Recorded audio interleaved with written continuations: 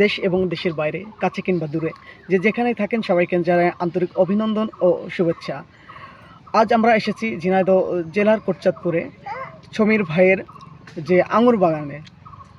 আসলে আমাদের দেশের অনেকেই নিজের ভাগ্যকে পরিবর্তন করার জন্য প্রবাসে পাড়ি দেয়, কিন্তু সেই সময়টা আমাদের প্রিয় সমীর ভাই দেশের বাইরে না যে নিজে উদ্যোগ নিয়ে গড়ে তুলেছেন একটা আঙুরের বাগান।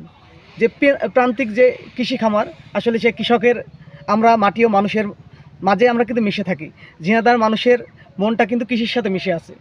তেমনই উদ্যোগ নিয়ে আমাদের সমীর ভাই তৈরি করেছেন তার আঙুরের বাগান।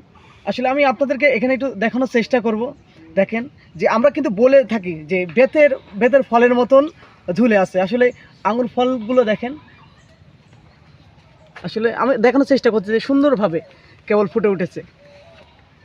আসুন আমরা চেষ্টা করি, আমরা যে সময়টা বাইরে পার করি বা আমরা প্রবাসে যাওয়ার জন্য অর্থ ব্যয় করি এবং অনেক সময় দেখা যাচ্ছে দালালের প্ররোচনায় পড়ে আমরা কিন্তু অর্থটা হারাই এবং আমাদের ভবিষ্যৎ কিন্তু নষ্ট হয়ে যায়। এই সময়টাই আপনি যে আপনার যে সম্পত্তিটা বেশি আপনি দেশের বাইরে যেতে চাচ্ছেন, আপনি না যে আপনি ওই সম্পত্তিতেই ওই জমিতেই আপনি কিছু করাতে চেষ্টা করেন, যে কোনো ফসল। কারণ আমরা তো ঝিনাইদহের মানুষ, আর আমাদের তো বলে যে ধানের পানের দেশ আমাদের ঝিনাইদহের। এই বাংলাদেশটা কিন্তু সবথেকে নাম করা ধানের পানে এবং ফসলে আমাদের ঝিনাইদহ।